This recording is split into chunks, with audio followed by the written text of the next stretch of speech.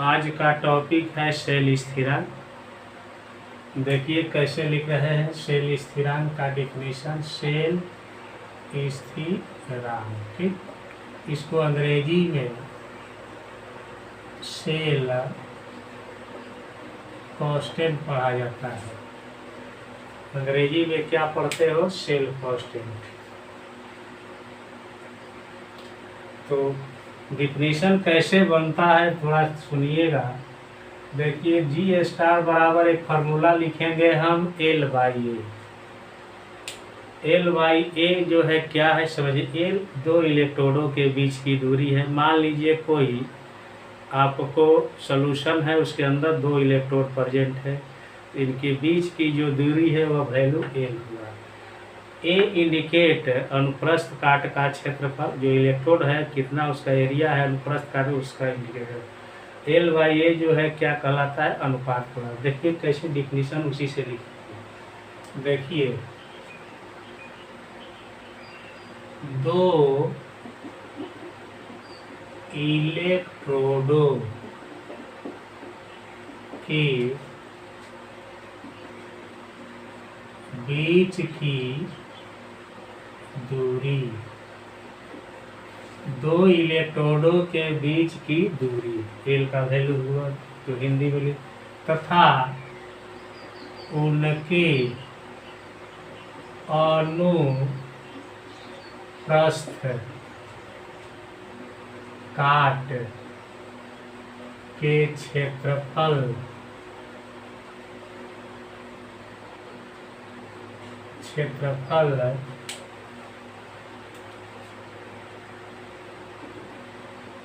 के अनुपात को सेल स्थिरांक कहते हैं। देखिए हमने लिखा है दो इलेक्ट्रोडों के बीच की दूरी, तो दो इलेक्ट्रोडों के बीच की दूरी ये हो गया। फिगर के माध्यम से समझना चाहते हो तो ये मान लो सेल है तो ये इलेक्ट्रोड हो गए पॉजिटिव, इनके बीच की दूरी को एल से इंडिकेट करता है। तो देखिए उसी को लिखे हैं दो इलेक्ट्रोडों के बीच की दूरी तथा अनुप्रस्थ काट का क्षेत्रफल। अनुप्रस्थ काट इसको कहा जाता है। अनुप्रस्थ काट के क्षेत्रफल के अनुपात को सेल स्थिरांक कहते हैं। इसे जी स्टार से सूचित किया जाता है ना। इसको किससे सूचित किया जाता है? जी स्टार से सूचित किया जाता है।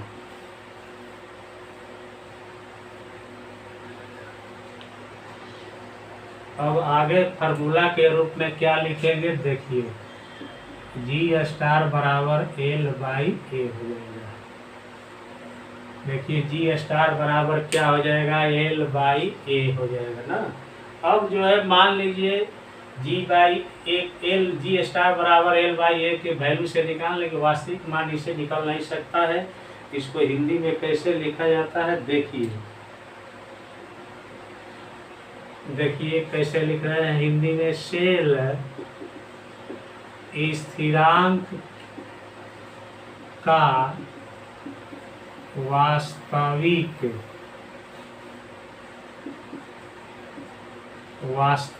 मान, हमने लिखा है सेल स्थिरांक का वास्तविक मान का निर्धारण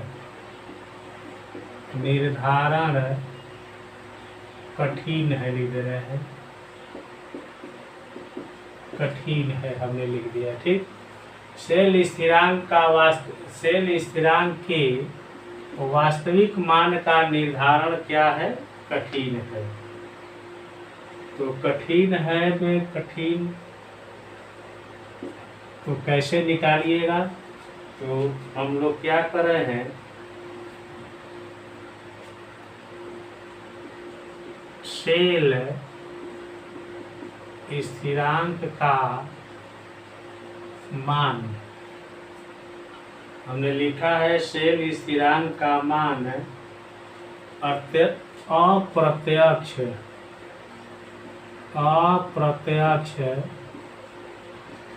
विधि द्वारा निम्न सूत्र से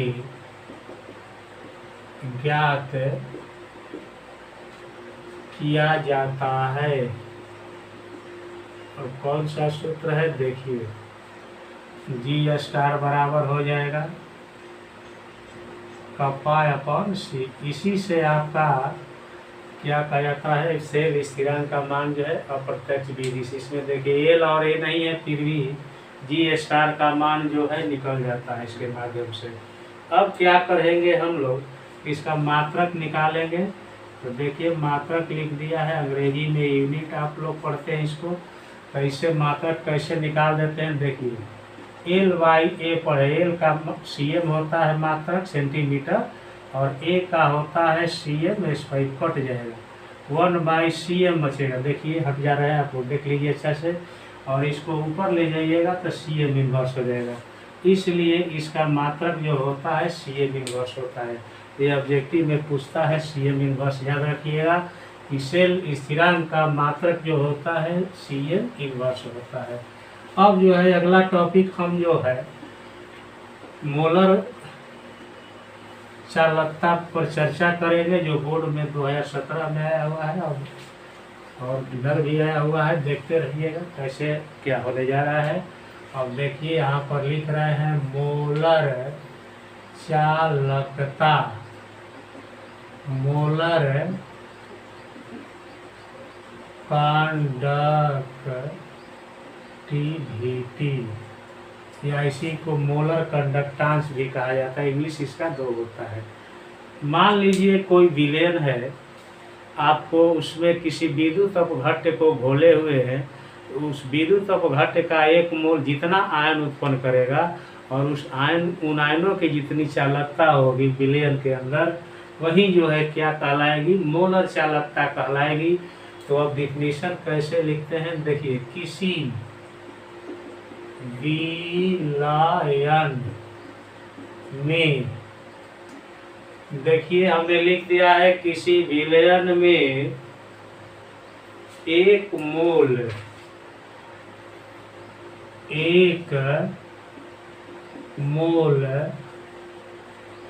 विद्युत अपघट्य को खोलने पर, हमने लिख दिया है देखिए कि किसी विलयन में 1 मोल विद्युत अपघट्य को घोलने पर उत्पन्न आयनों द्वारा प्रदत्त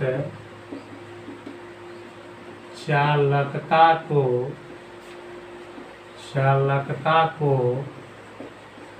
मोलर चालकता कहते हैं। मोलर चालकता कहते हैं। इसे देखिए हम लिख देते हैं, इसे लैम्डा एम से सूचित किया जाता है। देखिए हमने लिखा है इसे लैम्डा एम से सूचित किया जाता है। देखिए कब आया हुआ फिलहाल लिख देते हैं, आप लोग क्वेश्चन बैंक में भी मिला लीजिएगा 21 तक कि कभी आया हुआ है कि नहीं। तो फिर से समझा रहे हैं मोलर चालकता क्या है, तब आगे नीचे फार्मूला लिखे जाएंगे। देखिए मोलर, मान लीजिए कोई विलयन है, उस विलयन के अंदर आप विद्युत अपघट्य घोले हुए हैं। विद्युत अपघट्य का 1 मोल जितना आयन उत्पन्न करेगा और उन आयनों द्वारा जो प्रदत्त चालकता होगी, अर्थात जो हम लोग को चालकता प्राप्त होगी, वही जो है मोलर चालकता कहलाएगी। देखिए बोर्ड पर हम डिफिनीशन के रूप में आप लोगों को लिख दिए हैं, डिफिनीशन है इसका, ठीक। अब पैराग्राफ चेंज करके कैसे लिखने जा रहे हैं देखिए, मोलर चालकता और विशिष्ट चालकता के बीच के संबंध को निम्न, हमने लिखा है मोलर चालकता और विशिष्ट चालकता के बीच के संबंध को निम्न प्रकार से व्यक्त करते हैं। देखिए हमने लिख दिया है कि मोलर चालकता और विशिष्ट चालकता के बीच के संबंध को निम्न प्रकार से व्यक्त करते हैं। कैसे करते हैं देखिए, लेमडा एम जो है आपको मोलर चालकता हो गया, ठीक। इसके बाद कप्पा लिख दिया गुणे 1000 और बटा में छोटा है, यही जो है आपको फार्मूला है। जहाँ तहाँ लिखने जा रहे हैं, देखिए जहाँ लेमडा एम बराबर हो जाएगा मोलर चालकता, ठीक। इसके बाद कप्पा बराबर यहाँ लिख देते हैं विशिष्ट चालकता हो गया आपका, ठीक। एम बराबर हो जाएगा मोलर सांद्रण या इसी को मोलरता पढ़ते हैं, ठीक ना। अब जो इसका मात्रक नीचे लिख देते हैं, अंग्रेजी में केवल इंग्लिश लिख देते हैं। साइमन CM² मोइसीरियस पद्धति में हो गया, और SI पद्धति में लिखना चाहेंगे तो साइमन मीटर स्क्वायर और मोल इनवर्स हो जाएगा। अब एक छोटा सा नोट लिख देते हैं आप लोगों को। अब देखिए क्या होने जा रहा है, समझिए, उसको भी याद कर लीजिएगा, आगे काम देगा।